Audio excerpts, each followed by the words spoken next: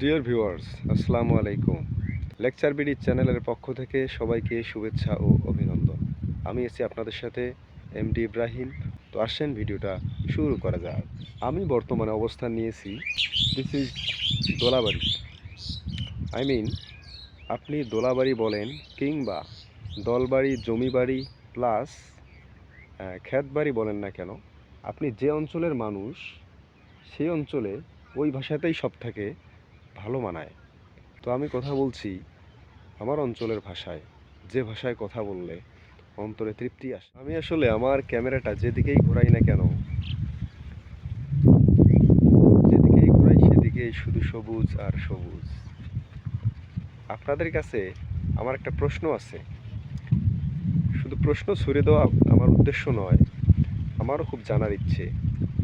বাংলাদেশ লাল সবুজের দেশ, লাল সবুজের পতাকা আঁকা হয়েছে।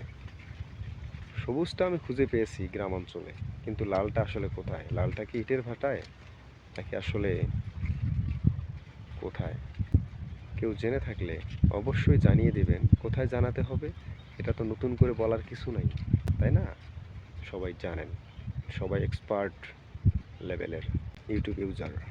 তো আসেন এই বিখ্যাত ভুট্টা বাড়ি নিয়ে কিছু তথ্য জেনে নেওয়া যাক। এগুলো সব হচ্ছে ভুট্টার গাছ। তো সবাই যেহেতু চিনেন, পরিচয় দেওয়ার কিছু নাই। এটা এমন একটা জায়গা আমি ভিডিও করতেছি যা এক সময় খুব ভয়ঙ্কর ছিল। অবশ্য এর একটা মানে মানে সেই রকম একটা ব্যাকগ্রাউন্ড আছে। এই ভিডিওতে যদি সে বিষয়ে বলতে যাই তো ভিডিওটা অনেক লম্বা হয়ে যাবে। তো আমি নতুন একটা ভিডিওতে এই বিষয়টা আপনাদের সামনে পরিষ্কার করব। যদি জানার আগ্রহ থাকে একটু কষ্ট করে কমেন্ট করবেন।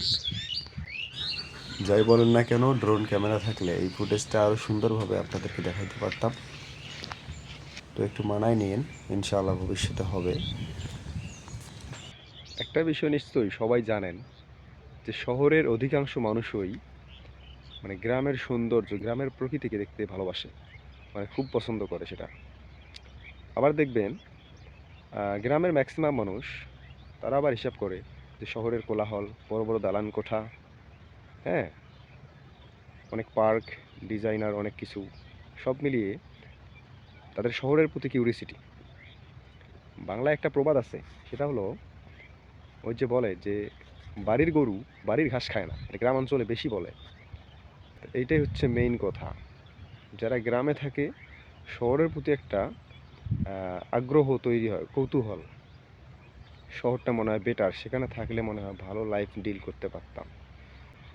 আবার শহরে যারা থাকেন তারা অধিকাংশই গ্রামের পরিবেশটাকেই পছন্দ করেন।